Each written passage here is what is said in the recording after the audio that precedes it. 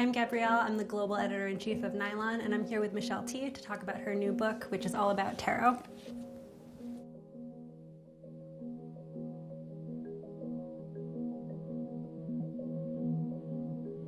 So I would love for you to just start by telling me about how you got into tarot. When I was 15 years old, I was a goth teenager, so I was interested in all things that are spooky, and I grew up in New England. And I would go to the tea leaf room with my grandmother when I was younger. She would get our tea leaves read, and people were reading tarot cards. So I knew about them, I was intrigued by them.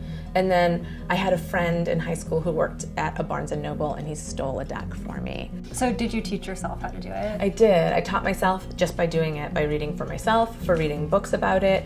And my friends were also interested in tarot. We would trade readings and learn from each other. When I was in my early 20s, I moved to San Francisco, sight unseen, and I figured, well, I don't have very many skills, but I can read tarot cards. So I started reading them just on Haight Street. And so I thought, oh, you can't charge money for it because it's spiritual, but really there's no way right or wrong to read tarot cards, and you can charge money for them. But I did it for donation, which meant I got rocks, American Spirit single cigarettes, advice on how to get on food stamps. And at some point, a woman who owned a shop in the neighborhood walked by, and she was like, do you want to read them inside my store? And I started charging like a set fee, and it wasn't enough to live on, but as I was sort of finding my way in a new city, it helped me make some money, it helped me meet people. What made you decide to write a book about it?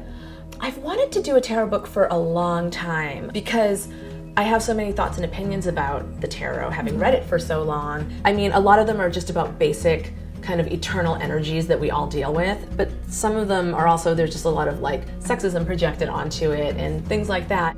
Something I really loved about reading this was how it reads like a lot of your other work. I was kind of expecting it to be more straightforward how-to, but you have anecdotes and it's very poetic. One of the things I wanted to do with this book was take the tarot, which when you look at a lot of books about tarot, the definitions of what the cards are, they were crafted so long ago that you have to translate them into your contemporary life. In writing the book, it was really easy for me to think about, well, what does that card look like for my contemporary life, you know? And as someone who is a memoir writer, primarily, it was really easy for me to sort of look back into my own experiences in history and say like, oh, that was a total devil moment, or that was a star moment, and hopefully that works for folks who are getting to know the tarot maybe for the first time, to get a deeper practical understanding of how to make these cards make sense for their life today in 2017.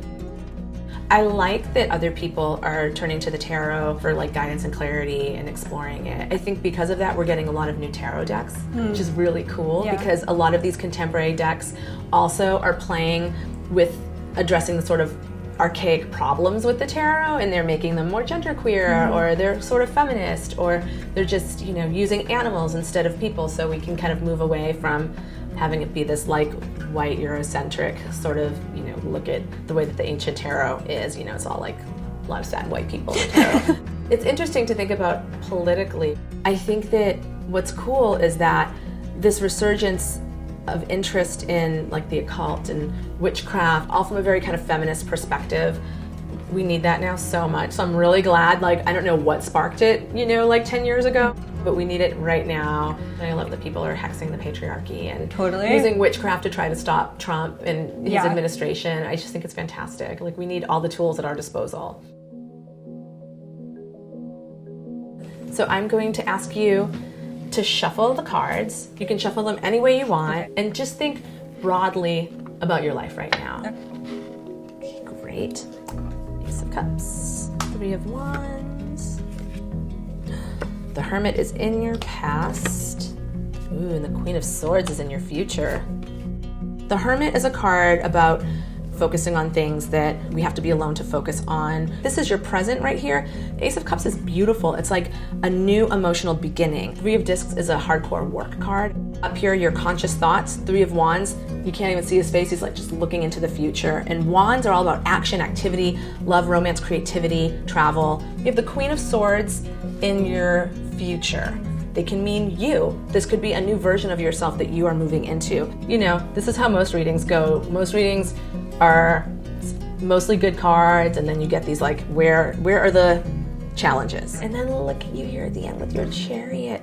I really like that the chariot came up, because here you are right up here with your conscious thoughts kind of looking to the future, where can this bring me? And the chariot is the vehicle that moves you straight into the future. So it's like wherever you think this is gonna go, it can go there. Yeah, it's a really, really lovely card, and you have all this movement down here and movement in your outcomes. So very psyched for you.